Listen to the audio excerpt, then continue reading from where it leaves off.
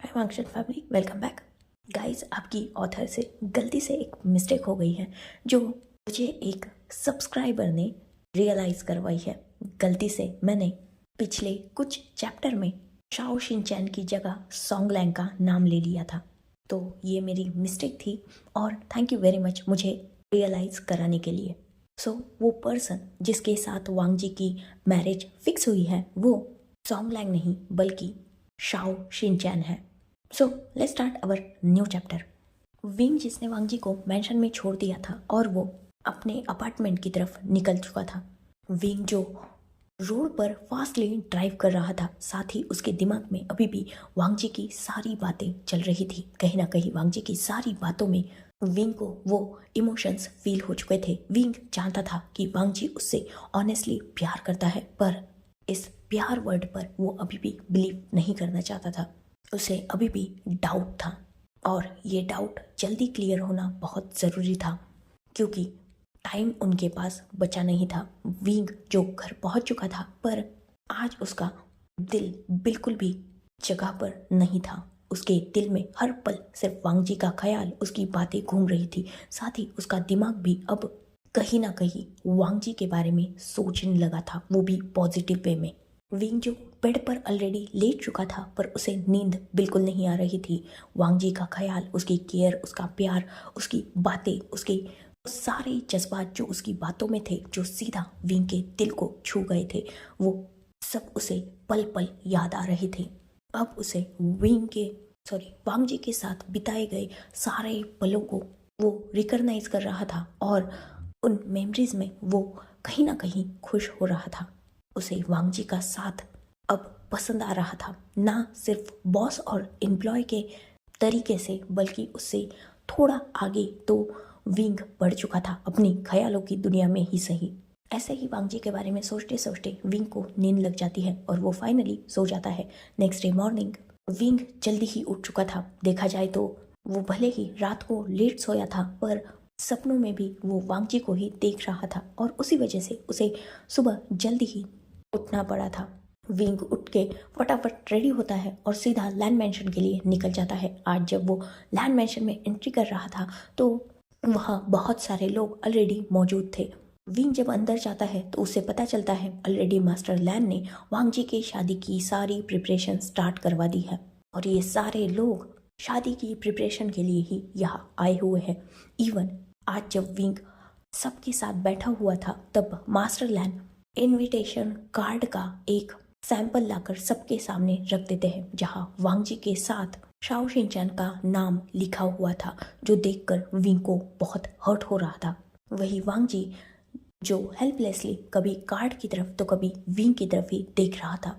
Wing की आंखों में वांग जी को कुछ तो चेंज नजर आ रहा था, पर ये चेंज अभी तक विंग ने अपनी मुंह से बोला नहीं था, जिस वजह से अब वांग जी को थोड़ी फिक्र तो हो रही थी। पर फिर भी वो विंग को मेडिसिन देना स्टार्ट रखता है। वही मेडिसिन तो जो विंग की एंजाइटी को कम करती है और उसके इमोशंस को स्टेबलाइज करती है।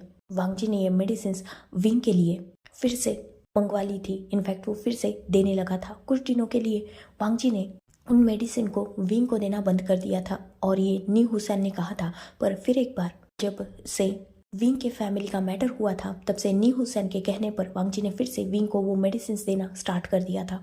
और यही रीज़न था कि विंग अपनी एंजाइटी को ओवरकम कर पा रहा था और इतने बड़े सिचुएशन से भी वो मूव ऑन करने की कोशिश कर रहा था। वही दूसरी तरफ जियांग चैंग जो फाइनली इस सिटी में मूव हो चुका था, वो सिर्फ अकेला आया था। उसने अपनी फैमिली को नहीं लाया था। मतलब मैडम यू और फेंग मियान को जियांग चैंग ने स्ट्रिक्टली यहाँ आने से मना कर दिया था। इवन वो उन लोगों से बहुत लड़ा भी था और अब जियांग चैंग भी मैडम यू और फेंग मियान से लगभग नफरत ही करने लगा था। पर वो अपने बेटे होने का कोई भी फर्ज भूला नहीं था, जिस वजह से उसने उन लोगों को एक स्टेबल लाइफ तो दे दी थी, पर वो अब सिर्फ दो ही चीज़ों पर फोकस करना चाहता था। फर्स्ट थी विंग और सेकंड था उसका बिजनेस। विंग उसकी हमेशा फर्स्ट प्रायोरिटी रहा था और अब वो अपने भाई को अपने पास चाहता था, जिस वजह से जियांग चैंग ने एक ही रात में यहाँ मूव कर लिया था। भले ही यहाँ उसकी कोई भी प्रिपरेशन नहीं थी, पर फिर भी उसके पास पावर थी, मनी था और उसके दम पर वो कुछ भी कर सकता था। उसका बिजनेस यहाँ शिफ्ट होने में ऑब्वियसली वक्त लगने वाला था, क्योंकि यहाँ ऑफिस सेटअप करना, फिर से एम्प्लॉयज़, जगह, ऐसे हजार प्रॉब्लम्स होते हैं। पर उसका बिजनेस अगर थोड़ा डीले हो या इधर उधर हो, वो उसे फ्यूचर में संभाल सकता है। पर फिलहाल उसे जिस इंसान को सबसे ज़्यादा संभालने की ज़रूरत है, उसके में वो बिल्कुल भी डीले नहीं कर सकता। उसे विंग को कैसे भी करके फिर से स्टेबलाइज करना होगा, ठीक करना होगा, और उसे फिर से अपने भाई को अपने पास लाना होगा, जिसमें ऑब्वियसली वो वांगजी की हेल्प लेने वाला था। और वांगजी ने भी उसे हाँ कह दिया था।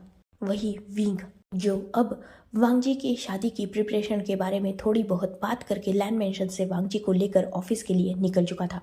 वांगजी जो अब विंग के साथ कार में बैक सीट पर नहीं बैठता था। इनफैक्ट पहले जब विंग ड्राइव किया करता था तब वांगजी पीछे बैठा करता था, पर अब वांगजी ऐसा नहीं कर रहा था। वो वांगजी के विंग के साथ फ्रंट सीट पर ही बैठ रहा था। भले ही उसने आज विंग से रास्ते में कुछ भी बात नहीं की थी, पर उसकी आईज में इमोशंस विंग फील कर सकता था। विंग और वांगजी जैसे ही ऑफिस में एंटर करते हैं, ऑलरेडी सामने शाओ शिनचैन खड़ा था, जो सीधा आकर वांगजी को हक कर लेता है, इवन उसके चीक पर किस भी कर देता है।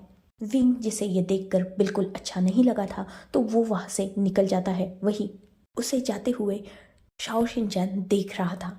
खैर, वो सब ऑफिस पहुंच जाते हैं और अपने वर्क पर लग जाते हैं। वो दिन ऐसे ही पास हो जाता है। शाओ शिनचैन जो वांगजी से फिर से क्लिंजी होने की कोशिश कर रहा था, साथ ही उसे अलग अलग जगह पर टच कर रहा था, साथ ही वो अपनी इमेजिनरी लाइफ विंग के साथ शेयर कर रहा था, जो वांगजी के साथ शादी करने के बाद बीतने वाली थी। विंग जैसे ये सुनकर अच्छा तो नहीं लग रहा था, पर वो शाओ शिनचैन को कुछ बोल भी नहीं सकता था, तो वो बस वो सब सुन रहा था। और कहीं ना कहीं उसे गुस्सा भी आ रहा था, क्योंकि ऑब्वियसली वो अभी भी रेडी नहीं था वांगजी को अपने आप से दूर करने के लिए। खैर, वक्त गुजरता है और आज वांगजी ने विंग से कुछ भी बात नहीं की थी। इनफैक्ट आज वांगजी ने विंग को इग्नोर ही किया था। बस जब कभी कभी उन दोनों की नज़रें एक हो जाती थी, तब विंग को वांगजी की आंखों में वो सैडनेस और खुद के लिए बेशुमार प्यार नजर आ ही जाता था। ऐसे ही वो दिन तो बीत चुका था। आज भी शिनचैन ने कहा था कि वांगजी उसे घर ड्रॉप कर दे, पर आज भी वांगजी ने मना कर दिया था और वो विंग के साथ लैंड मैंशन में आ चुका था। लैन फैमिली उसे फोर्स करती है कि वो उन्हीं के साथ डिनर कर ले, तो विंग लैन फैमिली के साथ डिनर करता है और वहां से अपने अपार्टमेंट के लिए निकल जाता है। विंग जिसका अपार्टमेंट वांगजी के घर से बहुत दूर था, इनफैक्ट 1 आवर्स के लॉन्ग डिस्टेंस पर था, तो वो ड्राइव कर रहा था, साथ ही वांगजी के बारे में, शाओ शिनचैन के बारे में और लैन फैमिली के बारे में सोच रहा था। कितना कॉम्प्लेक्स हो चुका है ना उन सब का रिश्ता, खासकर उसका और वांगजी का। इन्हीं सब चीजों के बारे में सोचते सोचते विंग अपनी कार को ड्राइव कर रहा था, पर अचानक उसे फील होता है जैसे कोई उसका पीछा कर रहा है। विंग जो जब बैक व्यू मिरर में देखता है, तब एक कार ऑलरेडी उसको फॉलो कर रही थी। विंग इस बात को फर्स्ट इग्नोर करता है, क्योंकि उसे लगता है कि ये कार बस अपना डायरेक्शन में जा रही होगी। इसलिए विंग अपनी कार चलाने पे फोकस करने लगता है, पर बहुत देर तक भी वो कार विंग के कार का पीछा नहीं छोड़ती। विंग को ये अब थोड़ा अजीब लग रहा था, इसलिए वो अपनी कार की स्पीड को कम करता है और उस कार को आगे जाने के लिए रास्ता दे देता है। पर वो कार भी सरप्राइजिंगली अपनी कार की स्पीड को कम कर देती है और अभी भी वो विंग की ही कार को फॉलो कर रही थी। विंग को ये देखकर थोड़ा अजीब लगता है, इवन उसे थोड़ा डर लग रहा था, इसलिए वो अब अपनी कार की स्पीड बढ़ा देता है और हो सके उतना जल्दी अपने अपार्टमेंट के लिए ड्राइव करने लगता है। विंग जो आज हद से ज़्यादा फास्टली ड्राइव करके सीधा अपने अपार्टमेंट के पार्किंग में कार को पार्क करता है और एलिवेटर से सीधा अपने अपार्टमेंट में चला जाता है। वो अपार्टमेंट के डोर को अच्छी तरीके से लॉक करता है और एक रिलीफ की ब्रीथ लेता है। विंग थोड़ा रिलैक्स होता है। पानी वानी पीने के बाद वो अपने रूम में जाता है, फ्रेश होता है और हमेशा की तरह वो कॉफ़ी प्रिपेयर करने के बाद सीधा अपने अपार्टमेंट की बालकनी में चला जाता है और वहाँ से मून का व्यू देखने लगता है, नाइट व्यू जो बहुत ब्यूटीफुल लग रहा था। ऐसे ही आसमान में देखते देखते विंग की नज़र ज़मीन की तरफ भी चली ही जाती है, जहाँ एक पर्सन विंग के ही बालकनी की तरफ देख रहा था। विंग ये देखकर शॉक हो चुका था, क्योंकि उस पर्सन ने खुद को पहले तो पूरा ढक के रखा था। ऑलरेडी नाइट थी तो विंग को कुछ भी नजर नहीं आ रहा था, और इतनी नाइट में भी उस पर्सन ने खुद के फेस को हुडी से ढक के रखा था। तो विंग को थोड़ा वियर्ड लग रहा था। विंग को तुरंत ही कार का इंसिडेंस भी याद आ जाता है। विंग तो कुछ देर तक उस इंसान को देखता है, पर वो इंसान भी विंग को ही देख रहा था। विंग भले ही उसकी आईज देख नहीं पा रहा था, पर वो समझ जाता है ना, इंसान का एक सिक्स सेंस होता है और पता चल जाता है कि सामने वाला इंसान किसको देख रहा है। तो विंग समझ चुका था कि नीचे खड़ा इंसान उसी की तरफ देख रहा है, जो उसे बहुत ज़्यादा अनकंफर्टेबल कर देता है। विंग जो डर चुका था वो सीधा अंदर आता है और वॉचमैन को कॉल कर देता है। वॉचमैन विंग की कंप्लेंट पर वहां देखने जाता है, और बाद में वॉचमैन को कॉल करने के बाद विंग भी बालकनी में जा चुका था, पर वो इंसान वहां से गायब हो चुका था। वॉचमैन भी विंग को कॉल बैक करता है और कहता है कि उसने सब चेक कर लिया है, पर यहाँ कोई भी नहीं है। विंग ओके कहकर कॉल को कट कर देता है, पर वो अभी भी उन्हीं सारे इंसिडेंट्स के बारे में सोच रहा था। विंग जो ऑब्वियसली इस अपार्टमेंट में पूरी तरीके से अकेला था, उसे इस इंसिडेंट से अब कहीं ना कहीं अपने अंदर डर लग रहा था। ये सन्नाटा, ये अकेलापन विंग को कहीं ना कहीं डराने लगा था। विंग जिसे बिल्कुल भी कंफर्टेबल फील नहीं हो रहा था, वो सोने की भी कोशिश कर रहा था, तब भी उसे ठीक से नींद नहीं आ रही थी, और वो बार बार उसी इंसान के बारे में और उसी इंसिडेंट्स के बारे में सोचे जा रहा था। पता नहीं क्यों, पर एक अनजाना डर उसे घेरने लगा था। करीबन रात के फिलहाल 2 बज चुके थे और विंग रात के करीबन 11 बजे घर आया था, पर अभी तक उसे ना नींद आई थी, ना ही वो उस इंसिडेंट्स को भूल पाया था। विंग जो होता है ना, फिर एक बार कंफर्म करना चाहता था, इसीलिए वो बालकनी के डोर की तरफ जाता है जहां कर्टन्स लगे हुए थे। विंग उन कर्टन्स को थोड़ा साइड में करता है और ग्लास डोर थ्रू बालकनी के बाहर की तरफ देखने की कोशिश करने लगता है। विंग जिसे फिर से वहां किसी की परछाई नजर आती है, उसी जगह पर जहां वो इंसान खड़ा था। विंग बहुत ज़्यादा डर चुका था। वो तुरंत कर्टन को बंद करता है और इस बार वो खुद को होल्ड नहीं कर पाता। वो सीधा अपने मोबाइल के पास जाता है और तुरंत ही वांगजी के नंबर को डायल करके उसे कॉल कर देता है। वांगजी जो ऑब्वियसली इतनी नाइट को सोया हुआ था, वो अपने फ़ोन की रिंग से उठ जाता है और बिना नंबर देखे सीधा कॉल को पिक कर लेता है। इससे पहले कि वांगजी कुछ बोल पाता, विंग की पैनिक वॉइस उसे पूरी तरीके से अपनी नींद से बाहर लाती है, और विंग जो लगभग रोने में आ चुका था, वो वांगजी को बस अपने पास बुला रहा था। वांगजी जो टाइम देखकर पूरा शॉक हो चुका था, क्योंकि रात के करीबन 2:30 बज चुके थे और इतनी रात को विंग का कॉल, वो भी इतना पैनिक कर रहा है। इससे वांगजी और भी ज़्यादा डर चुका था। वो तुरंत वैसे ही नाइट सूट में बस कार की की लेता है और विंग से बात करते हुए सीधा रूम से बाहर निकल जाता है। वो अपनी कार लेता है और फास्टली विंग के अपार्टमेंट की तरफ ड्राइव करने लगता है, और उसने इस दौरान कॉल को बिल्कुल भी डिस्कनेक्ट नहीं किया था। वो लगातार विंग से बात कर रहा था। विंग जो डरा हुआ था और वो वांगजी को अपने पास जल्दी से बुला रहा था। वांगजी इसी से कुछ भी समझ नहीं आ रहा था, और उसे इतना समझ चुका था कि विंग बहुत डरा हुआ है और शायद कोई उसे हार्म करने के लिए उसका पीछा कर रहा है। खैर, वांगजी को विंग के लिए डर लग रहा था, इसीलिए वो बहुत फास्टली ड्राइव कर रहा था। करीबन 1 घंटे का सफ़र उसने 35 मिनट्स में ही कंप्लीट कर लिया था, और वो विंग के अपार्टमेंट के नीचे था। ड्राइव तो खुद वांगजी ने ही की थी, तो उसने अपनी विंग के पास पहुंचने के लिए बहुत जल्दी दूरी को कवर कर लिया था। ऑलरेडी वॉचमैन जानता था कि ये विंग का बॉस है, क्योंकि वांगजी का यहाँ अक्सर आना जाना रहता था। साथ ही ये कंपनी थ्रू ही अलाउ किया गया था, तो ऑब्वियसली वॉचमैन वांगजी को जानता ही था, इसलिए वो वांगजी को अंदर जाने की परमिशन दे देता है। वांगजी तुरंत अपनी कार को पार्क करता है और भागते हुए विंग के अपार्टमेंट के पास पहुंच जाता है। वो अपार्टमेंट के बाहर आता है और विंग जो अभी भी उससे कॉल पे कनेक्टेड था, वांगजी उसे डोर ओपन करने के लिए कहता है। ऑब्वियसली वो बेल बजाकर विंग को डराना नहीं चाहता था, इसलिए उसने कॉल पर ही बोल दिया था कि वो अपार्टमेंट के बाहर है। विंग जैसे ही ये सुनता है, वो तुरंत ही भागते हुए आता है और अपार्टमेंट के डोर को ओपन कर देता है। जैसे ही उसने सामने वांगजी को देखा था, वो तुरंत ही वांगजी को टाइटली हग कर लेता है। इवन विंग बच्चों की तरह रोने लगा था। वांगजी जिसे कुछ भी समझ नहीं आ रहा था, पर फिर भी उसने विंग को अच्छी तरीके से होल्ड कर लिया था और वो विंग को अंदर लेके जाता है। वो अपार्टमेंट के डोर को अच्छी तरीके से लॉक करता है और वैसे ही विंग को लेकर वो काउच पर बैठ जाता है। सामने जो टेबल रखा हुआ था उस पर पानी का ग्लास था। वांग जी विंग को वाटर ऑफर करता है।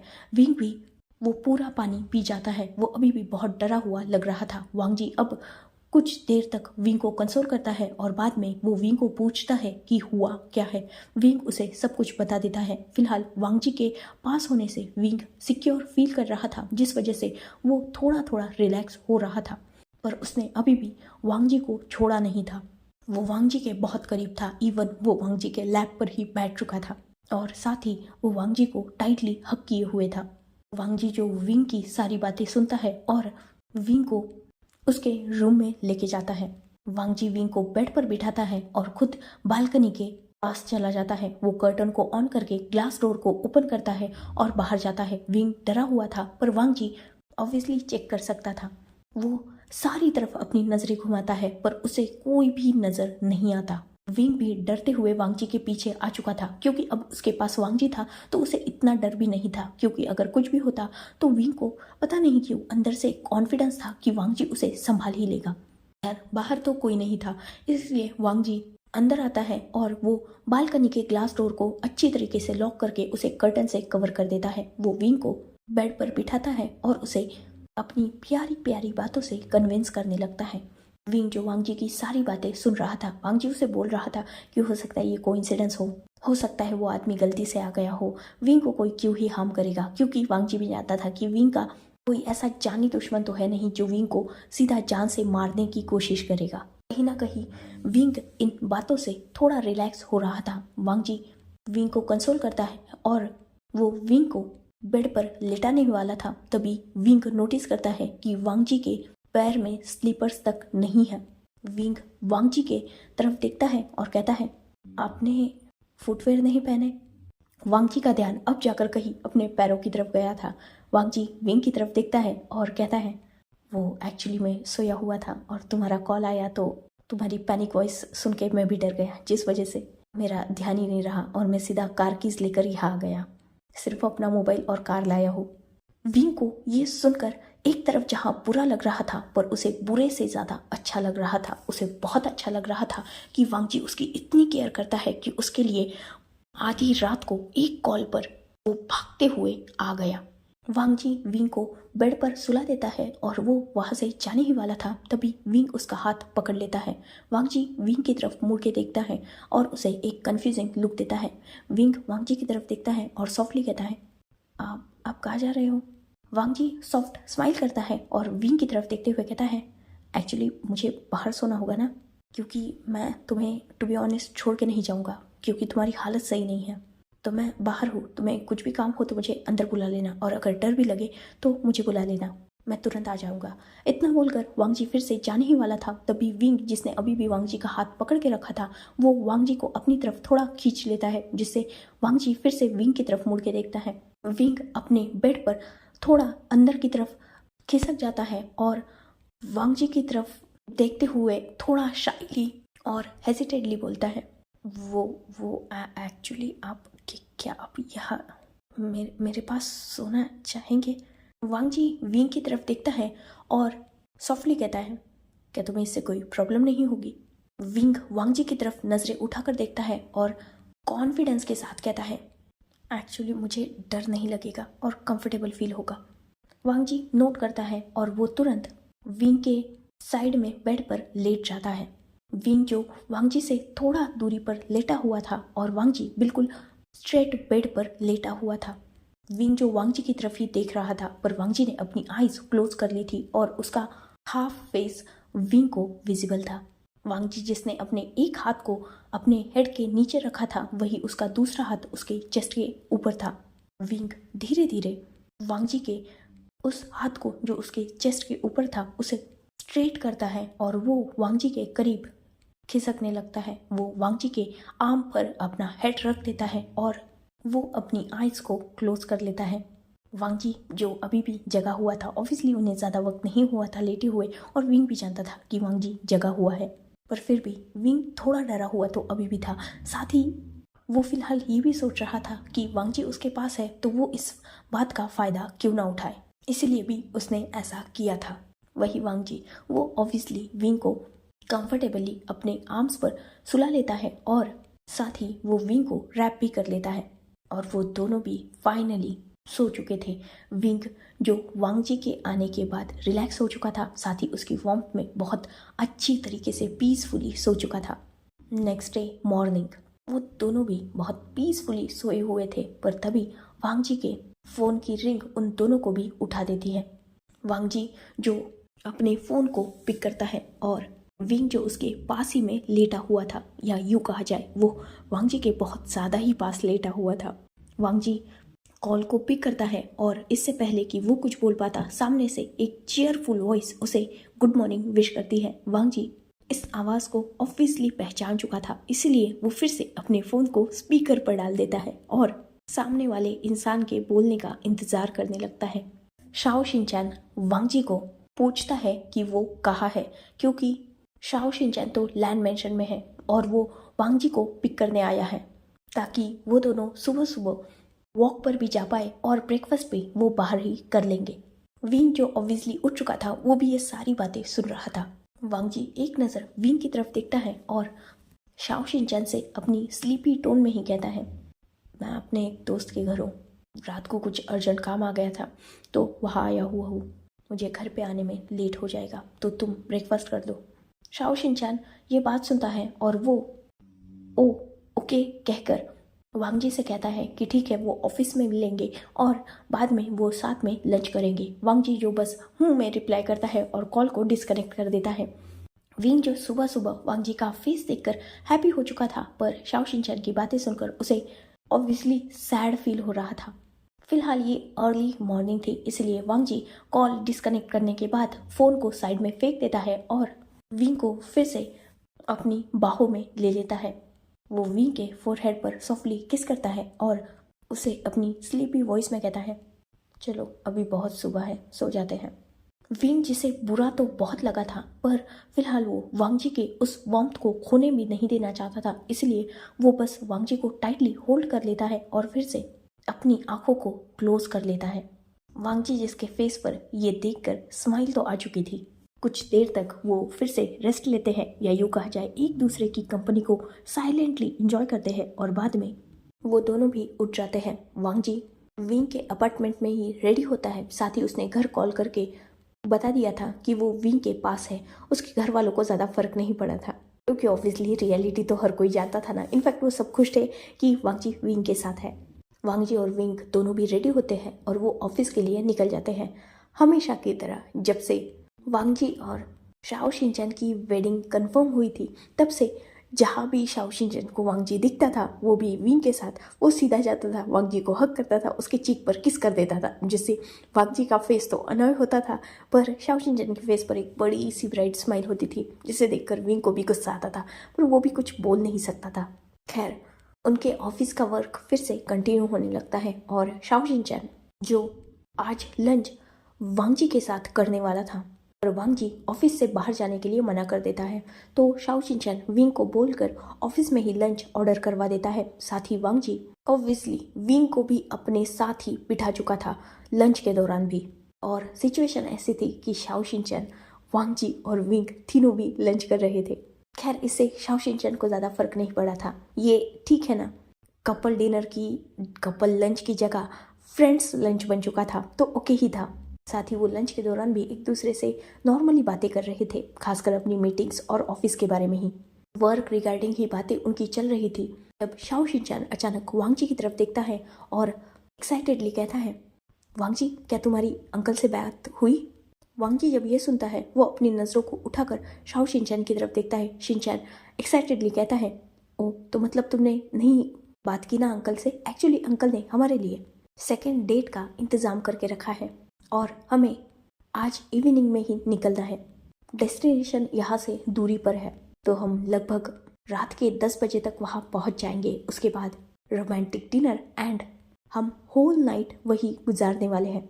हम सीधा नेक्स्ट डे इवनिंग तक वापस आ जाएंगे। तब तक अंकल ने कहा है कि सारी वर्क को शिनचैन गर संभाल लेंगे। साथ ही अंकल ने विंग को भी तब तक छुट्टी दे दी है। ये बात विंग को बताने के लिए मुझे अंकल ने ही कहा था। ड्राइव तुम करने वाले हो क्योंकि अंकल ने ड्राइवर को ले जाने से मना कर दिया है।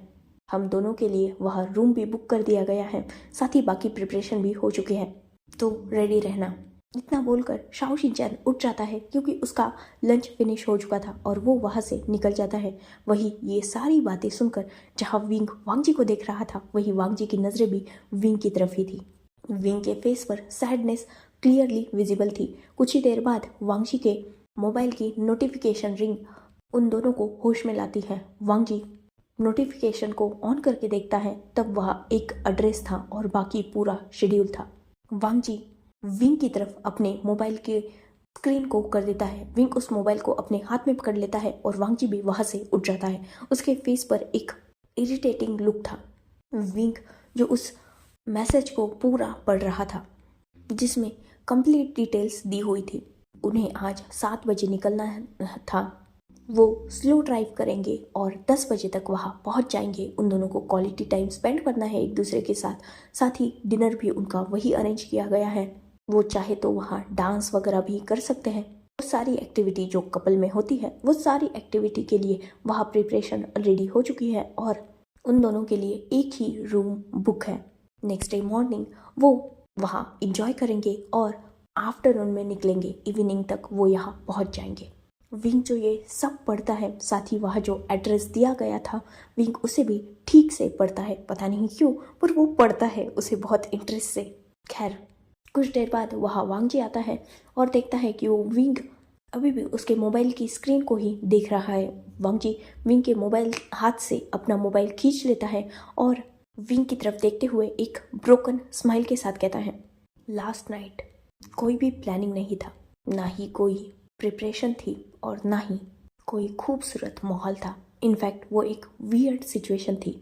तुम हद से ज़्यादा डरे हुए थे, फिर भी वो सब कुछ कितना खूबसूरत था ना। कल रात को तुमने भले ही मुझे डरा दिया था, पर बाद में मुझे बहुत खुशी हुई ये जानकर कि जब तुम्हारी लाइफ में कोई मुसीबत आई तो तुमने सबसे पहले मुझे याद किया। ये जानकर मुझे बहुत खुशी हुई कि तुम उस वक्त पुलिस या इमरजेंसी कॉन्टैक्ट्स को भी इन्फॉर्म कर सकते थे, पर तुमने अपने बॉस को या यूँ कहा जाए लान वांगजी को याद किया। ये बात सच में मेरे लिए बहुत सुकून देने वाली थी। खैर आज रात को मैं तुम्हारे साथ चाहकर भी नहीं हो सकता क्योंकि मुझे उसके साथ जाना ही होगा, पर डरो मत, मैं तुम्हारे अपार्टमेंट के बाहर 2 बॉडीगार्ड्स को हायर कर दूंगा। साथ ही तुम्हारे अपार्टमेंट की सिक्योरिटी को भी बढ़ा दूंगा। वॉचमैन को भी तुम्हारे अपार्टमेंट की तरफ खास ध्यान देने का बोल दूंगा और अगर कोई भी प्रॉब्लम होती है तो मैं ग को इन्फॉर्म कर दूंगा ताकि वो सही टाइम पर तुम्हें प्रोटेक्ट करने के लिए आ जाए। अगर आज भी डर लगे तो भले ही तुम्हारे पास ना आ पाऊँ, पर तुम्हारी हेल्प पूरी करूँगा मैं। शायद आज तुम्हें अपनी बाहों में लेकर सोना मेरे लिए नामुमकिन है क्योंकि आज उन बाहों में शायद कोई और होगा। वैसे मैं तो ये नहीं चाहता, पर क्या करूँ, मेरी मजबूरी है। इतना बोलकर वांगजी वहाँ से निकल जाता है। वही वांगजी की ये सारी बातें विंग को भी कहीं ना कहीं हर्ट कर चुकी थी। ऐसे ही वक्त गुजरता है। वर्क के बाद वांगजी के लिए एक लैंड मेंशन का गार्ड बैग लेकर आ चुका था जिसमें वांगजी की सारी ज़रूरत की चीज़ें थी क्योंकि उसे ऑफिस से ही सीधा शाओ शिनचैन के साथ निकलना था। ये बात वांगजी को भी पता थी और विंग को भी। शाओ शिनचैन भी घर जाके अपनी बैग लेके आया था और वो दोनों भी विंग के सामने ही वहाँ से निकल जाते हैं। विंग जो बहुत अपसेट था वो अपसेंट माइंडली अपने अपार्टमेंट में पहुँचता है। आज वो बहुत जल्दी पहुँच चुका था। वो देखता है कि ऑलरेडी उसके अपार्टमेंट के बाहर 2 गार्ड्स रखे हुए हैं वांगजी ने। उससे दूर होने के बावजूद वांगजी ने उसकी सिक्योरिटी का पूरा इंतज़ाम करके रखा था। विंग जो अंदर एंटर करता है और वो आज सीधा काउच पर बैठ चुका था। वांगजी जिसकी एक बात विंग को हाईली ट्रिगर कर चुकी थी और वो ये थी कि आज विंग उसकी बाहों में नहीं होगा क्योंकि उसकी बाहों में कोई और होगा।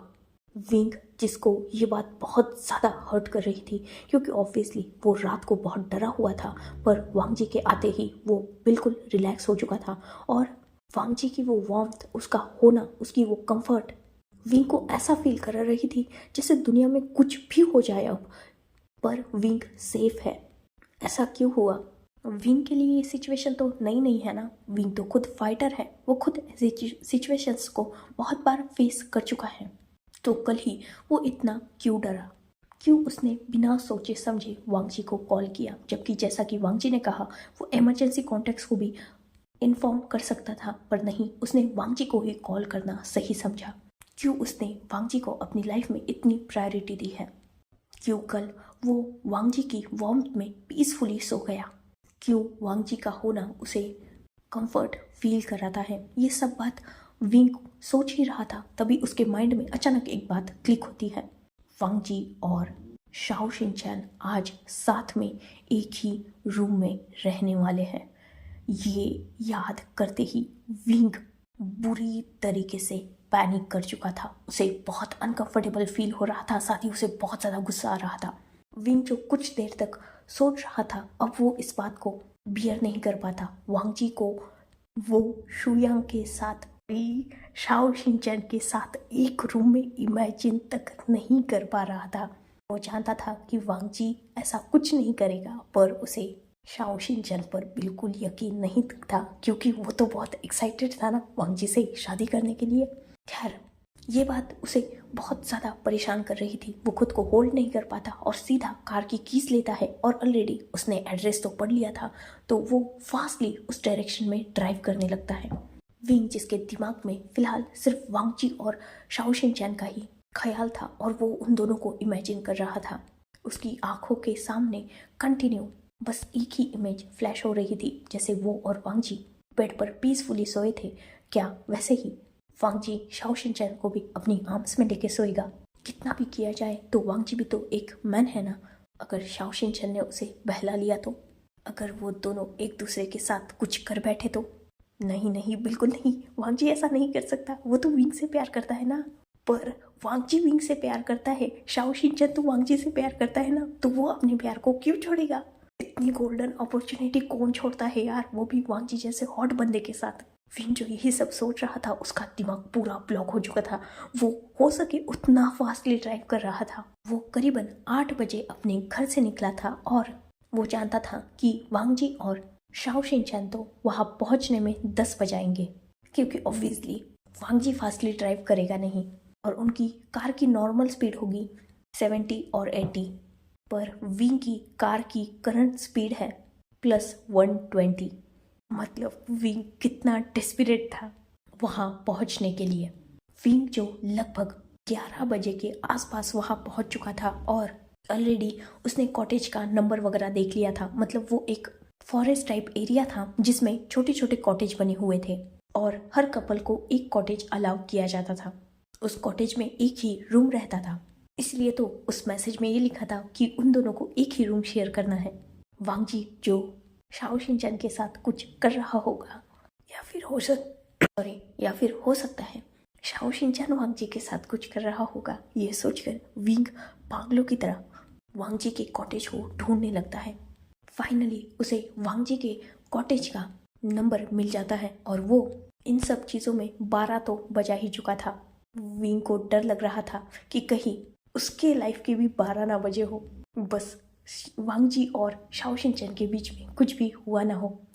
So enough for today. Let's take a break. Next chapter in next video. If you like my explanation, like, comment and subscribe my channel. Hopefully you all are enjoying this journey. Goodbye. Take care. Enjoy your beautiful life.